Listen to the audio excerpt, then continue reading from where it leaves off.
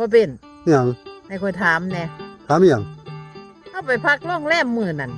เขาก็คิดเฮา2,000พุ่น มื้อใดมื้อเฮาไปเที่ยวทะเลนั่นบ่ หรือ